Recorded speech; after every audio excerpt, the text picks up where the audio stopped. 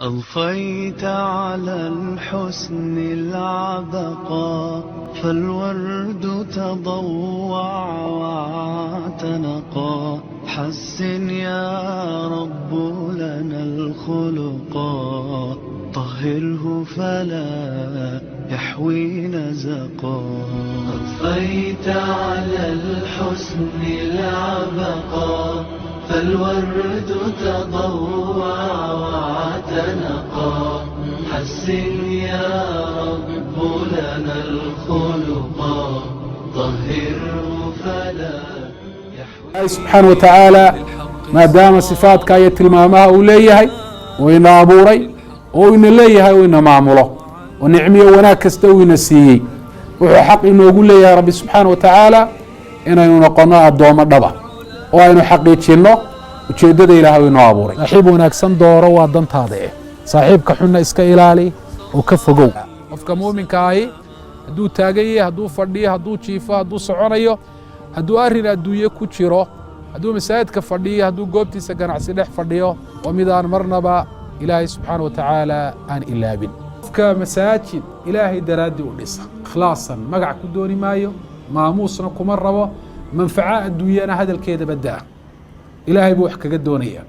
ilaahay wuxuu ku abaalmariyay inuu guri jannada uga dhiso ina alinsaana lafii khusr ila aladiina aamanuu wacamiluu الصaalixaat watawaasaw biاlxaqi watawaasaw biالsabr afartaasi arrimood waktigu waa qaali oo anigaa ku dhaartaye ha ku dhammaada weeyaan macnaheedu iimaan camal saalixa sabir aad ku sabirto wanaagga xumaanta aad ka sabirto qadarada ilaahay u xanuujiyana aad u sabirto iyo wanaagga ilaahay subxaana wa tacaala adiga uu kugu galladaystay inaad dadka kalena u gudbiso bakhayl aanad ku noqon abu hurayra radia allahu canhu wuxuu soo maray dadkii oo suuqa jooga oo ku mashquulsan howlihii adduunyo beec iyo shiraa inay wax iibiyaan iyo wax kala iibsadaan wuxuu ku yihi ayuha annaas antum haa huna wa miiraahu nabiyikum yuqsamu fi lmasjid dadoo halkanaad fadhidaan dhaxalkii nebigiinana waxaa lagu qaybinayaa masaajidka dad baa masaajidka yimi iyagoo u malaynayey xoolo uu rasuulku calayhi salaatu wasalaam ka tegay masaajidka in lagu qaybsanayo waxay arkeen masaajidkii oo qur-aan lagu akhrinayo qur-aan lagu baranayo masaajidkii oo xalaqaad cilmi ay ka ogan yihiin oo ay ka socdaan waxay ku soo noqdeen abu hurayra radia allahu canhu waxay dhahan yaa abaa hurayra inamaa taquul abu hurayra waxaad sheegaysay mee masaajidkii kumaanaan arag wax xoolaa lagu qaybinayo wakula insaanin alzamnaa طaa'irahu fii cunuqihi ilaahay baa wuxuu yidhi qof walba waxaanu qoorta u sudhnay camalkiisa waxaanan u soo saari doonaa maalinta qiyaamana soo hordhigi doonaa isagoo ah qoraal uu akhriyo iqra' kitaabaka kafaa binafsika alyowma calayka xasiiba waxaa la odhan doonaa akhri qoraalladii lagaa sameeyey naftaadaa maanta kuugu filan عدك حسابي أديكو قرنقص أضفيت على الحسن العبقى فالورد تضوع واعتنقا حسن يا رب لنا الخلقا طهره فلا يحوي نزقا أضفيت على الحسن العبقى فالورد تضوع واعتنقا حسن يا رب لنا الخلقا طهره فلا يحوي نزقا الحمد لله رب العالمين والعاقبة للمتقين ولا عدوان إلا على الظالمين وصلى الله على نبينا محمد وعلى آله وصحبه وسلم تسليما كثيرا أما بعد السلام عليكم ورحمة الله وبركاته أيها المسلمون عباد الله دمانتين أنيقا يا أديقا يا قفولبا وحين سوغيسا حساب ويا وحين نهاي دمانتين با كو مكلفين إلهي با سبحانه وتعالى إن سيي عقلي أينو كقدوانهاي noolayaal fara badan oo adduunyadan dusheeda ilaahay subxaana wa tacaala uu ku uumay oo inagu hareeraysan waa caqligaasi ilaahay subxaana wa tacaala sabab uga dhigay inaynu noqonnay kuwo mukalafiin ah waxna loo diray waxna loo diiday waxaa arinta noocaasana ka dhashay in wixii laynoo diray bal inta aynu ka xaqiijinay aynu ka samaynay laynaga xisaabiyo wixii laynoo diidayna bal waxa aynu ka yeelay in laynaga eego iyadoo ilaahay subxaana wa tacaala uu og yahay waxa aynu samaynay waxaynu ka tagnay waxaynu wanaajinay iyo waxa aynu xumaynay haddana ilaahay si uu u muujiyo cadaaladiisa muranka addoomaha madaxa adagna uu soo afjaro rabbi subxaana wa tacaala waxa uu ka dhigay waxa aynu samaynayno waxa aynu ku hadlayno waxa aynu dayacayno iyo waxa aynu dayactirayno intaba mid laynaga qoro qoraalkana waxa ku xigta in laynaga xisaabiyo oo layna soo hordhigo wa kulla insaanin alzamnaa طaa'irahu fii cunuqihi ilaahay baa wuxuu yidhi qof walba waxaanu qoorta u sudhnay camalkiisa waxaanan u soo saari doonaa maalinta qiyaamana soo hordhigi doonaa isagoo ah qoraal uu akhriyo iqra' kitaabaka kafaa binafsika alyowma calayka xasiiba waxaa la odhan doonaa akhri qoraalladii lagaa sameeyey naftaadaa maanta kuugu filan cid ku xisaabisa adigu garnaqso arrinta noocaasi waxaa qof kasta oo muumina dhammaanteenba aynugu dhalinaysaa inaynu inagu isxisaabinno intaan layna xisaabin an nuxaasiba anfusanaa qabla an nuxaasab inaynu nafeenna xisaabinno inta aan xisaabta laynagu bilaabin wa an nastacidda lilcardi alakbar inaynu u diyaar garowno bandhigga weyn ee ilaahay subxaana wa tacaala laynoo bandhigi doono yowmaidin tucraduuna laa takhfaa minkum khaafiya waa yowma alqiyaama ilaahay baa laynoo bandhigayaa innaga iyo waxaynu samaynayba wax arrinkeenna ka mid ah oo ilaahay ka qarsooni ma jiro wixii xataa sirtaynoo aynu qarsanaynay oo bannaanka lasoo dhigaya yowma tubla saraa'ir qof walbana sida uu naftiisa u xisaabiyo ayaa xisaabtu ay u noqonaysaa yowma alqiyaama man xaasaba nafsahu haahunaa khafa calayhi alxisaabu hunaak qofka naftiisa halkan ku xisaabiya xisaabtu halka way ugu fududaanaysaa qofka aan naftiisa xisaabinna xisaabtu way ku adkaanaysaa wuxuu hi alxasanu albasriyu raximah اllah almu'minu qawaamu calىa nafsihi yuxaasibuhaa mu'minku waa mid naftiisa maamulaya oo mas-uulka ah oo mar walba usha la dul taagan xaalad walbana uu xisaabinaya wainamaa khafa alxisaabu yowma alqiyaamati calىa qowmin xaasabuu anfusahum fi اdunya waxay xisaabtu u fududaatay maalinta qiyaame dad naftooda xisaabiyey adduunyada markii ay joogeen qofku naftiisa haddii uu xisaabiyo waxa u caddaanayaa saxiisa iyo khaladkiisa khasaarihiisa iyo faa'iidadiisa qofku hadduu naftiisa xisaabiyo waxaa dhacaysaa khaladkiisa inuu saxo oo ilaahay subxaana wa tacaala u toobad keeno si aanu ilaahay u hortegin isagoo dhabarka ku sitaa dembiyo culaysiiyey qofku haddii uu naftiisa xisaabiyo wuxuu kor u qaadayaa rasiidka xasanaadkiisa farallada uu gudanayo iyo sunnayaasha uu samaynayo qofku hadduu naftiisa xisaabiyo naftiisa wuxuu ka xakamayn karaa waxa ilaahay uu ka mamnuucay walihaada baa ilaahay subxaana wa tacaala waanada u weyn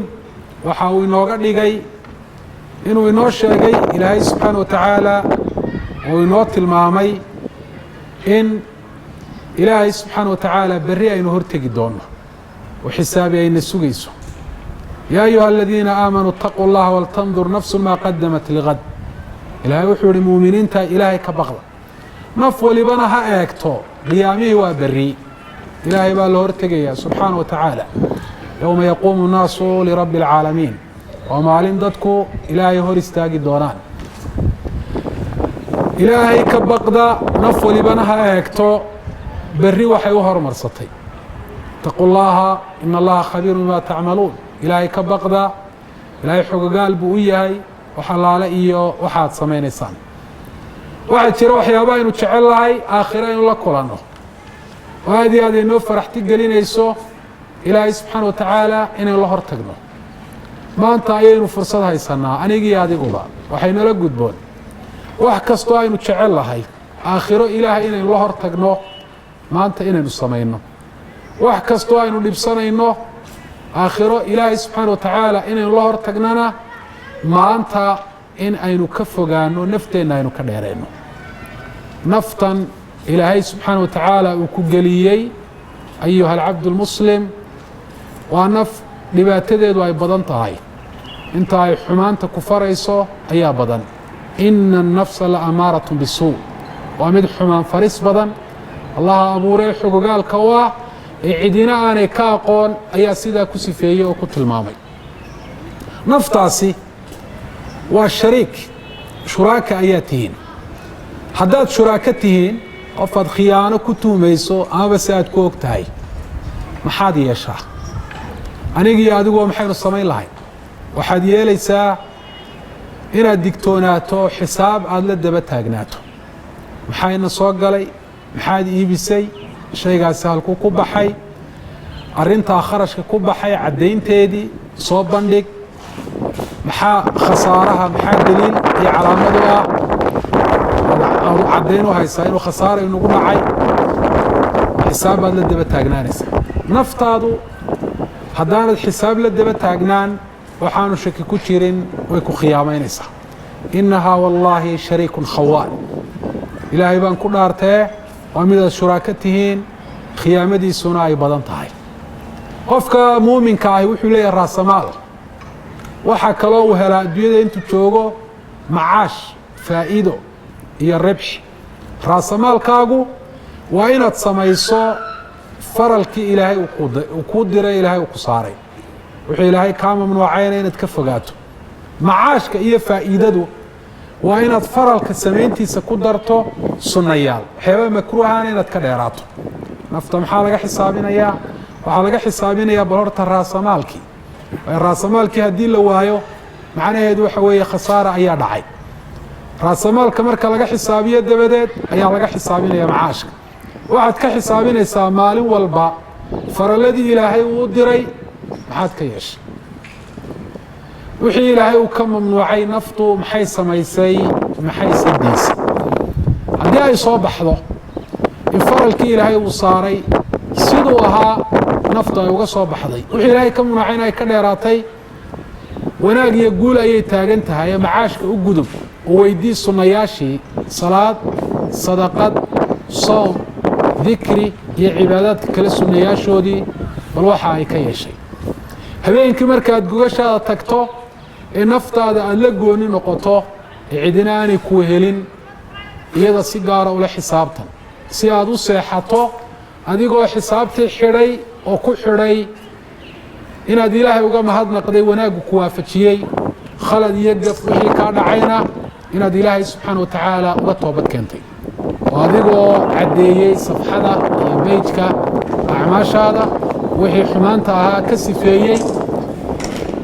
hurdada seexo ilaahay baa og inaad soo toosi doonto imisaa qof seexday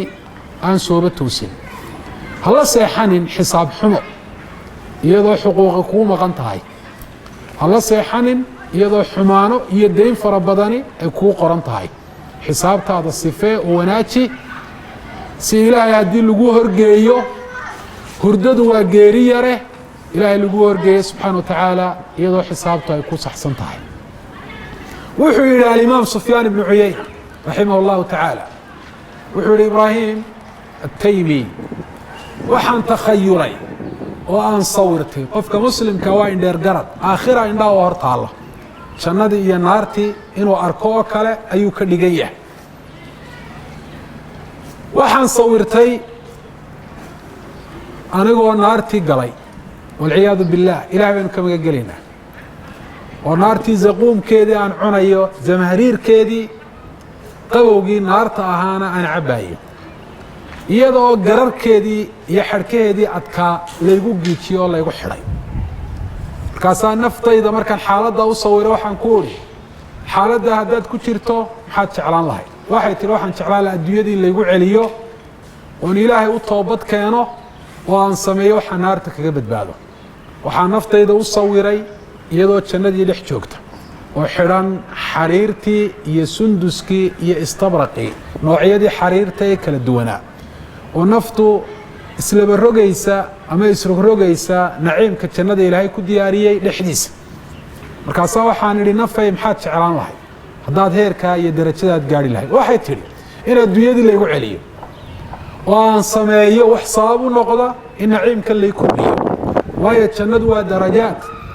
أهل الجنة يجوا أهل الجنة وضع يهدنا آدو كلا سريان والرسول عليه الصلاة والسلام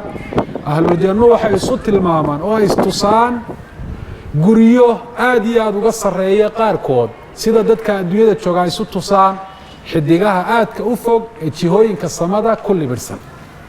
وحي نفط التيري مركان يريم حاد شعران لهاي إن الدنيا دي اللي يقول عليو وان سمايو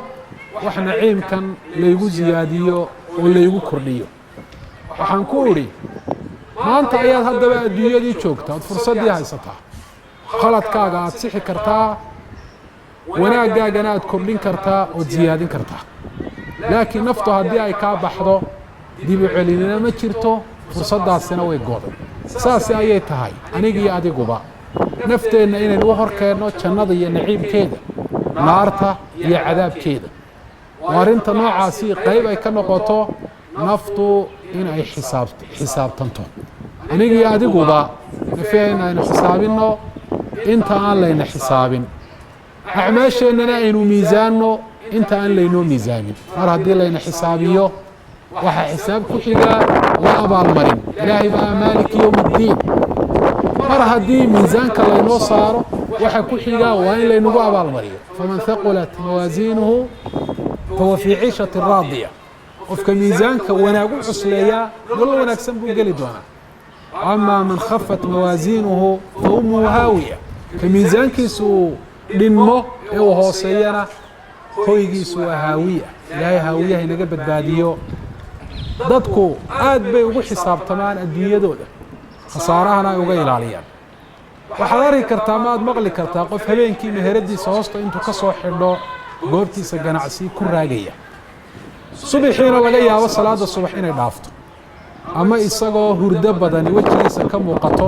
hurdo la'aan wejigiisa ka muuqato isagoo soo toosoo dirqi masaajidka ku yimid marka la weydiiyo maxaa dhacay odhanayaa xalay baan xisaabtii ku raagay taasi waxaa ay sababtay inaan aad u daalay hurdo la'aanina ay ugu dhacday waxaad arkaysaa xisaab xidh habeen kasta ah toddobaad kasta ah bil kasta ah sanad walba taagan maxaa xisaabtanka noocaasa loo samaynaya iyadoo arrintuba arrin adduunye ay tahay waxaa loo samaynayaa si khasaare looga badbaado macaashna loo gaadho khasaaraha dhabtahay waa khasaaraha diineed waa aakhiro inaad khasaarto macaashka dhabtahayna iyo faa'iidada xaqiiqiga ahina waa aakhiro inaad faa'iido ood macaashto oo janno aad gasho aniga iyo adigaba waxay nala gudboon oo xisaabtan u mudan diinteenna maxaa iimaankaagii ku ziyaaday khushuucdaadii alla kacabsigaagii aqoontaadii diineed maxaa ka go'ay oo ka dhacay haddaad xisaabtanto waad isgaadhi doontaa inta aad nooshahay ee fursaduhu weli ay furan yihiin waad toobad keeni doontaa wanaaggana waad kordhin doontaa oo xisaabtanku wuxuu keenaa qofku dadaalka inuu ziyaadiyo kordhiyo khaladkiiyo qalloocana inuu saxo allaha ina abuuray baan inoo weydiinayaa inuu inaga dhigo kuwo nafahooda la daba taagan xisaabtan joogto ah allah subxaana wa tacaala ina abuuray waxaan dhammaanteenba inooga baryayaa inuu ka dhigo quluubteenna mid u soo jeeda nafaha inaynu ka xisaabinno diin iyo iimaan cibaado faral iyo sunne wax laynoo diiday xuquuq nooceeda kala duwan kuwa nafta ka xisaabiya ilaahay inuu naga dhigo wallahu aclam وجزاكم الله خيرا وصلى الله على نبينا محمد.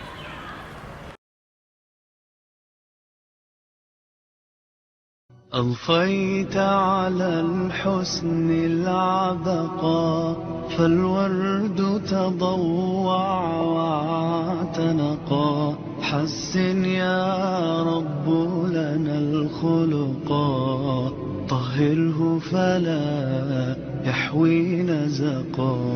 أضفيت على الحسن العبقا فالورد تضوع واعتنقا. حسن يا رب لنا الخلقا، طهره